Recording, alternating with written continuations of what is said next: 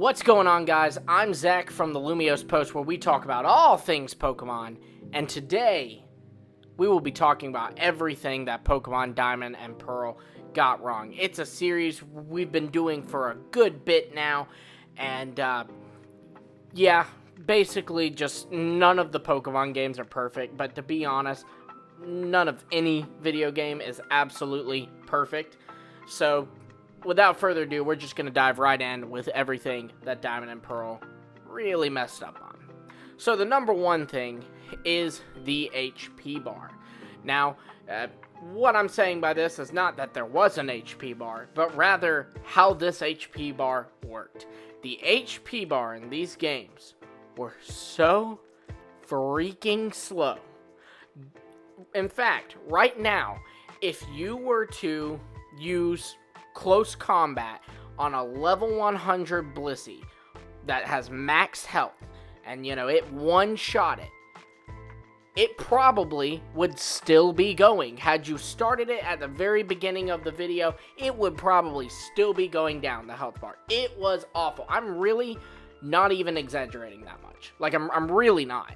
It's wild how bad the HP bar was in these games, and it just, that was bad. That was really bad. I know that's not something I typically focus on, because that's more like a mechanic or whatever, rather than like a actual element of it, but I had to talk about this. The HP bar was awful.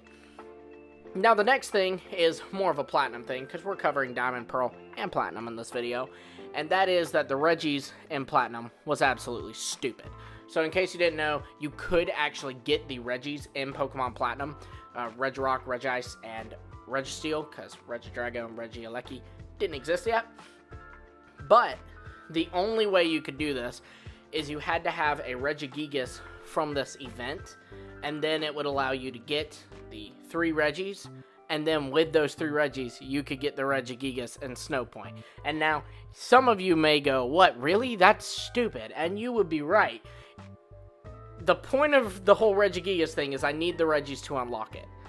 So if I get a Regigigas to unlock the Regis, I don't really need to unlock the Regigigas anymore. You see what I mean? Because I've got it now. I got it to begin with. So that was just really stupid. If they wanted to make it where just we needed Regigigas to unlock the Regis, that would have been fine. But instead, they made them, we need them to get each other. We need the event Regigigas to get the Regis, then the Regis to get the in-game Regigigas. It was stupid. That was really, really bad. They had a lot of cool events in this game. This one, sorry, wasn't it?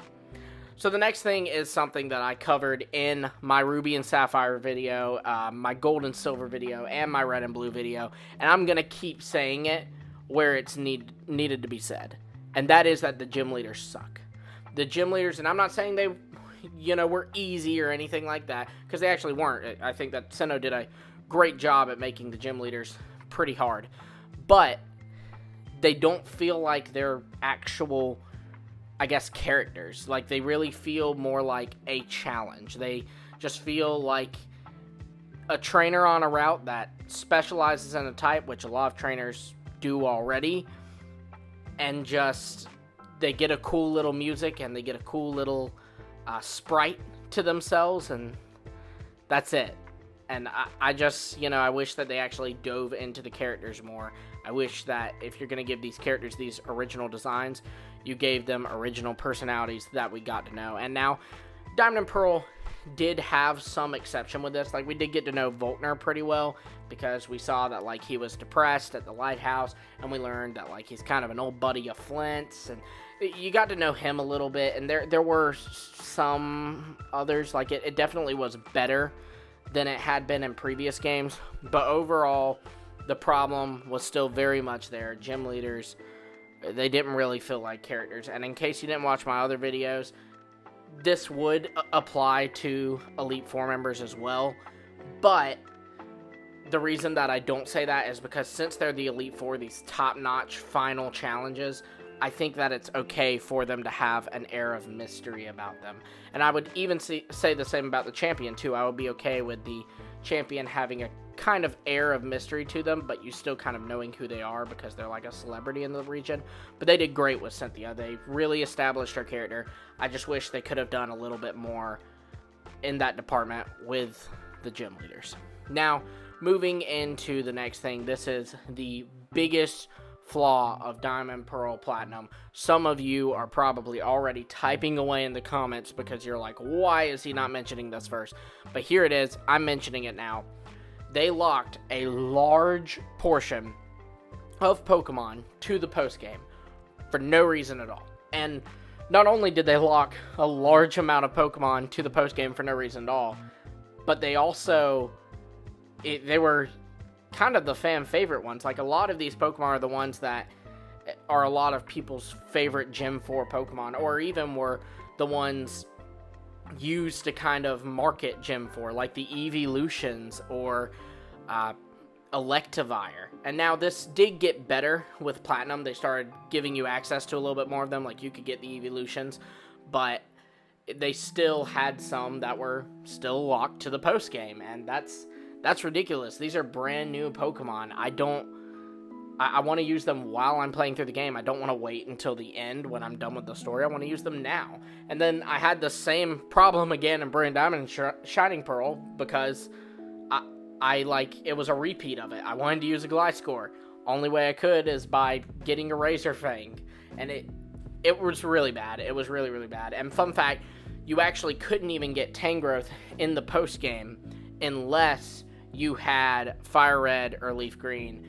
And that was how you could get Tangela, and then you could evolve it into Tangrowth. So, not only were all these Pokemon locked to the post-game, but then they had one random one, Tangrowth, that wasn't even in the post-game unless you had another game copy. That was ridiculous. That was absolutely maddening.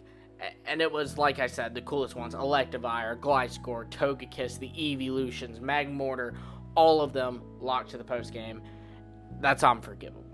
So there you have it. Those are my big things that I think that Diamond, Pearl, and Platinum got absolutely wrong. Obviously there is also the fact that there were like no fire types in the game, but that's become such a meme I didn't even want to cover that. But let me know your biggest flaws for these games, what you think they were, and also let me know what you think of my own list. Be sure to also like, subscribe, hit the bell for notifications. If you like these types of videos, like I said, we have loads more. We've got a whole playlist to them. It's called Look at Pokemon Games. You can see that on the channel, or you can click the link that popped up earlier in the video. And we will be doing more of these. So again, like, subscribe, hit the bell so you don't miss out on those. Until next time, I'll see all of you later.